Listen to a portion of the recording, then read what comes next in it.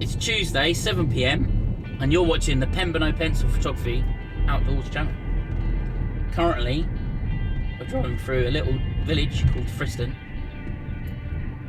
which is not far from Seaford, just off the A27. I'm heading my way down now to a place called Birling Gap, and then onwards from there I'll be heading to Beachy Head. And the streets around here are narrow, to say the least, but it is a beautiful little place nonetheless. So stay tuned, and I will see you at Birling Gap.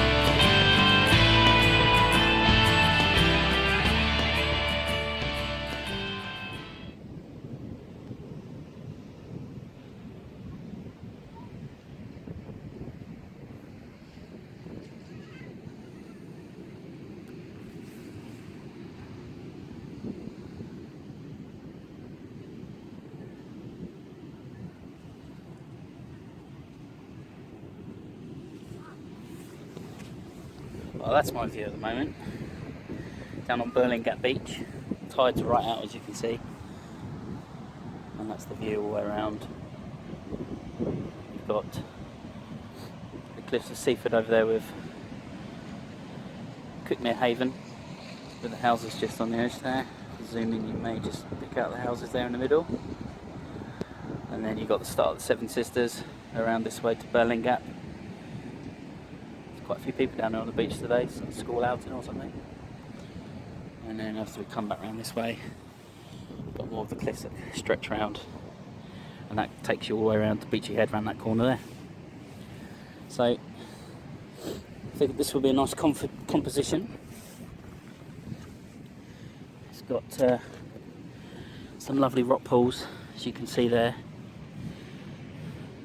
and I'm going to do a focus stack. So one focus in the middle, sorry, at the bottom part there where you can see, then again on the middle part of the horizon with the cliffs, and then again onto the actual cliff face itself. And with some luck, you'll see the photo now.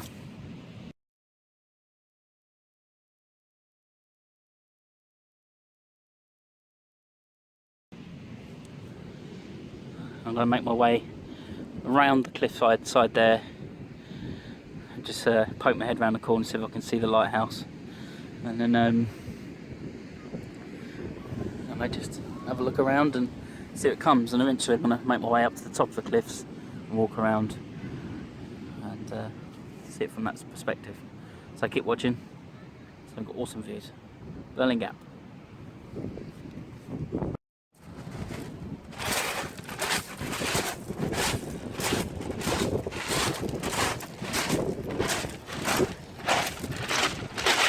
Scenery around here is amazing. You don't, I mean, these cliffs are what, 100 foot tall, and they go higher as you go around to Beachy Head, and you can see the different layers of the chalk. And you mean you've got layers of flint and chalk, flint and chalk. Like Neolithic men used to quarry for this sort of thing, and it's outstanding. And you've got birds roosting in the cliffside as well, up the top there.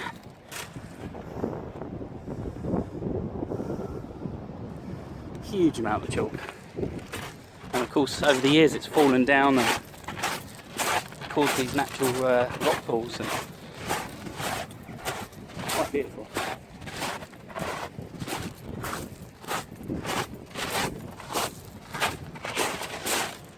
And the side's a nice far way out there. I can come around to the corner, see if I can capture the lighthouse that's around the corner here.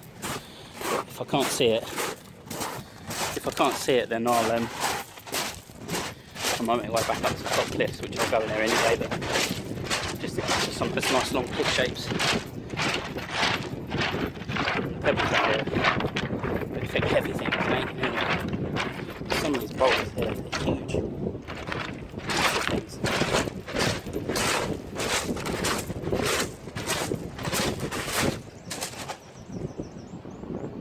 Some beautiful birds around here. Can't see that, but you can hear it. They're roosting away. Right, we'll get around the corner and I'll catch up with you there.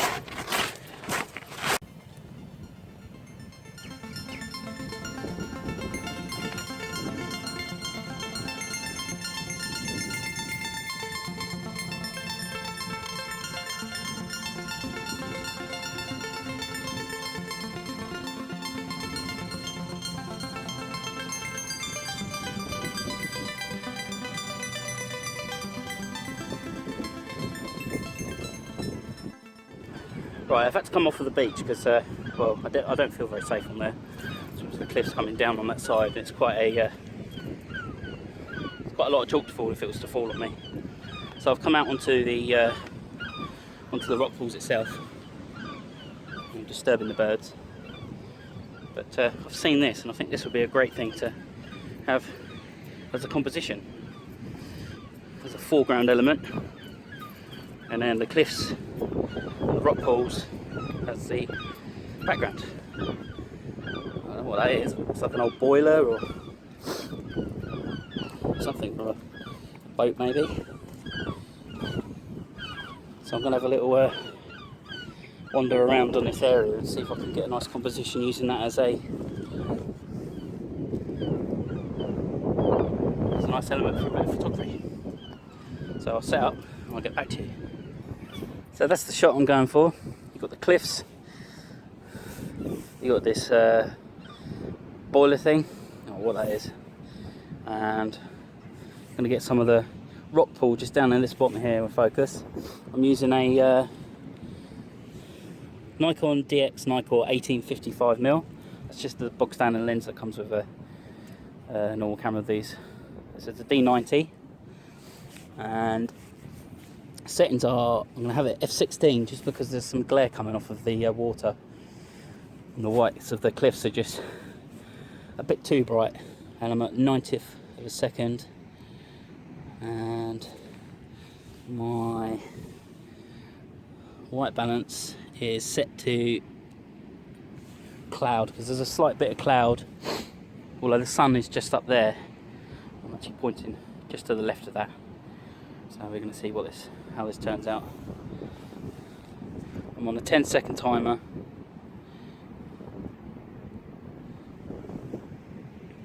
Just to steady the camera. I'm not using a remote shutter. But this is a fantastic area, it really is. It's beautiful. I mean, I've come to this beach before and I've stood just over that way there, but never ventured out onto low tide. And I've taken a photograph previously over at a beach there called Hope Gap. That was at low tide. That was last year in April. Let's see how that's turned out. Seems to be okay. What I might do now is I might focus stack it in and do it that way. And I'll flash that up just now.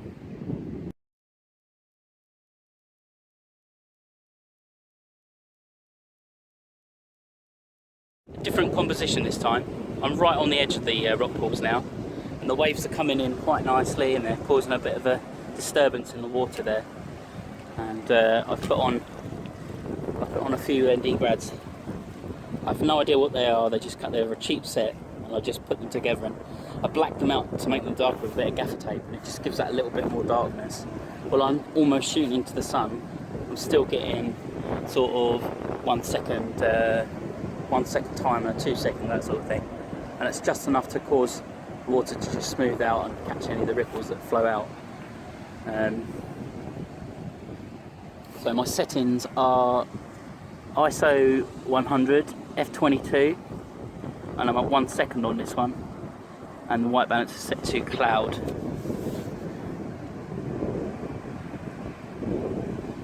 And these filters, they cause a little bit of a blue kind of colour disturbance, which is easy enough. Can actually be removed if you just play with the sliders on Lightroom with the white balance and the colours, and you can pick the colours back up again. There's a little bit of a colour tint going on, but I don't mind that at all. I'm happy with that. I feel this is quite a nice little composition coming through, so give that one more time. As I said, there's a 10-second timer on there just so that the tripod has time to stabilise. Wash comes in. I'm hoping it will give it a little bit of time to move out.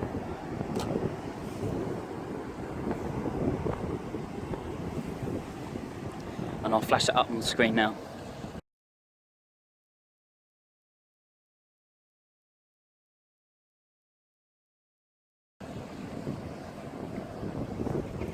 So I've come out as far as I can to see if I can see the lighthouse, and I wasn't sure if I could at first, but if I just carry my way on over a bit here, just in the distance there, you can see it popping out the corner, which I am proper chuffed about.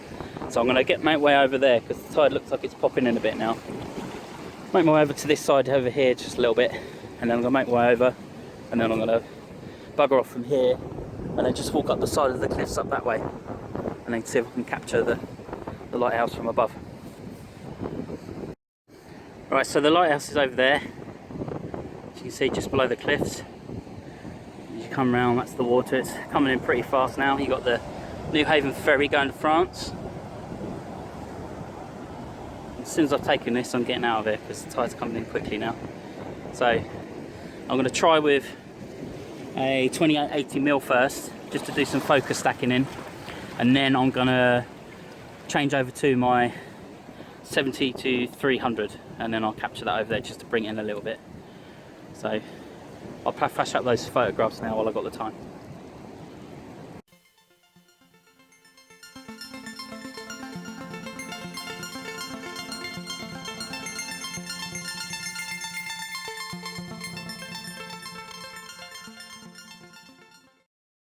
Right, I'll finish here, and now I'm going to make my way back over to the beach there, which is, there's like a metal staircase that runs up to the top there to Birling Gap Cafe.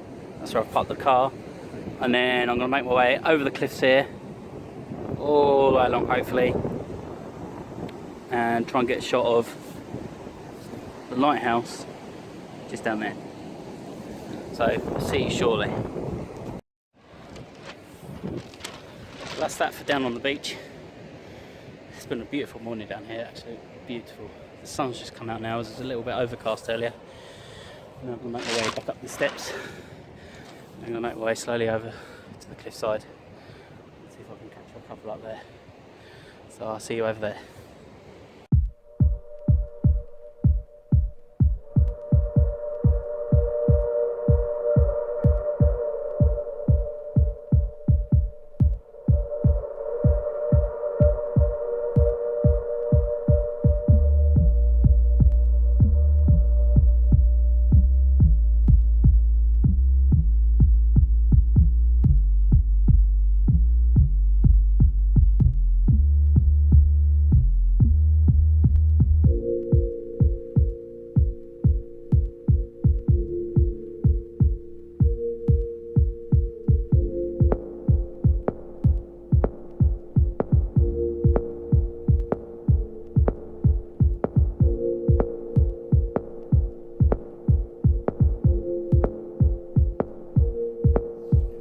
Well, here we are at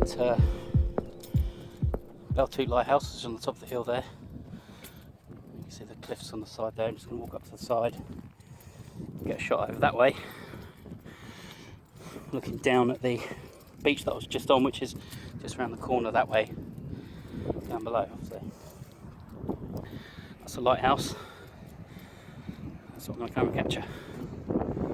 Beautiful scene up here. People take their lives up here though. That's the ugly side, I suppose. It's such a beautiful place to be. Absolutely fantastic views. And of course, the big white cliffs. So I'm going to set up and take a shot of them when the lighthouse over there. Right, so that's the shot I'm going for. You've got the big cliff here. You've got a nice bit of grass here for the foreground, and you've got the beach as it is at low tide, and then the lighthouse as the focal point. And the shot's been taken millions of times before, I imagine, but this is my variation of it anyway. I'll just go through some of the settings for you. Got it f16, just because the sunlight's quite glary. 1/80th of a second. As you can see, though, I don't think I've said that right, but there you go. Got 180 there. ISO 100, and white balance is set to cloudy, and I'll always bring that back up if I need to. And I'm using an 18-55mm lens, and it's another stack, so I've concentrated on the ground in front of me, then into the rocks in the ground down there on the rock pools, and then obviously the last focal point would be the lighthouse, and that's where I'm going for. And then there'll be a little bit of processes in Lightroom and everything else. But since we're here, I figured I'd show you over the edge. Just extend the pole, give you a little bird's eye of what it's like on the edge. There we go.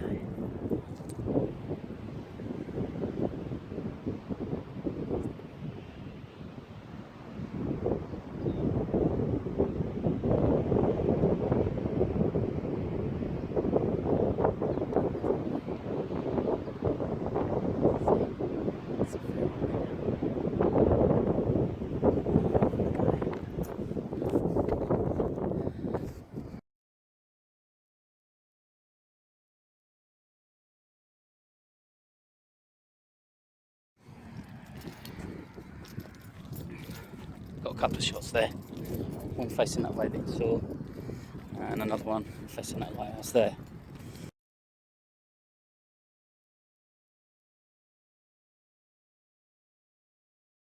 There's quite a bit of cool history about that lighthouse, as they've had to move it back a few metres because it was right on the edge of the cliff and there was danger of it falling down. So there was this big, massive operation to move it backwards by like a few metres, I think it was. It's enough to last it for a few more years. I can put some more information about it in the description below. But yeah, it's a nice area around here and a fair bit of history.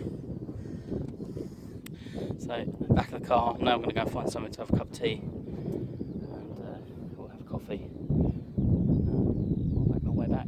But it's been nice, been great, in fact.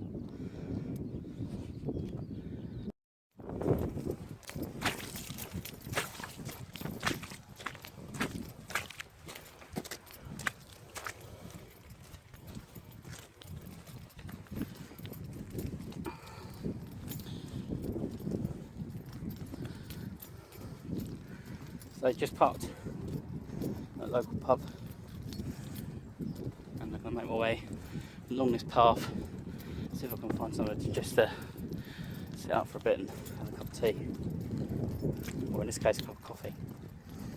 This route takes you down to Cuckmere Haven, where the famous houses are. There's two ways to get there. One is the way that we're going now, and the other route is much further back that way, down through a housing estate, and across the cliffs and down, and there's a car park just further down. This is the walk-in way. It's a bit muddy. It's good fun. I'm going to find somewhere to have this coffee because I'm thirsty after all that walking down on the beach with the salt and everything like that. Well, this whole land around here is cattle grazed and sheep grazing, and we've got many obstacles around. Lots of water as the River Ouse comes through here and snakes its way down. This is what's called the Cuckmere Valley. Come up to a sign, I'll show you the sign now. Excuse me.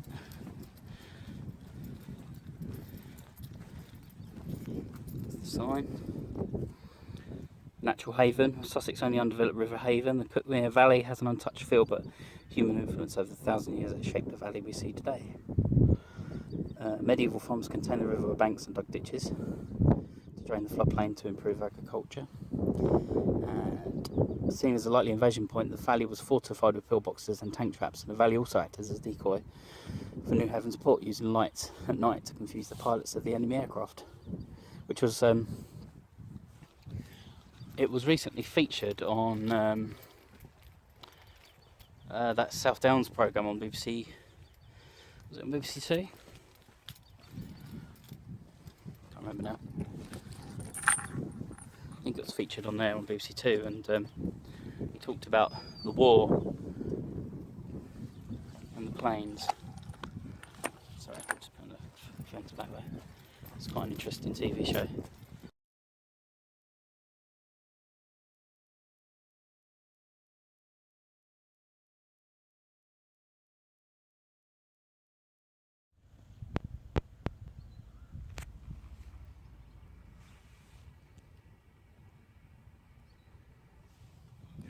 I sat here just about to have something to eat.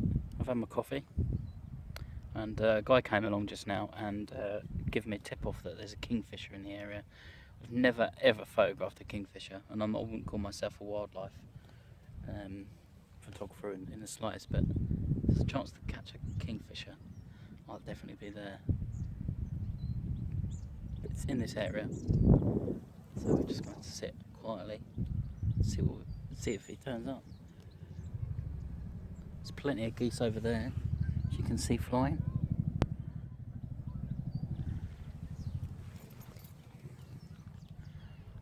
What sounds like a dirty great big helicopter. Can't see that yet though. The geese are flying. Peace is being disturbed by the helicopter. But yeah, so we're going to sit here and hopefully catch a kingfisher.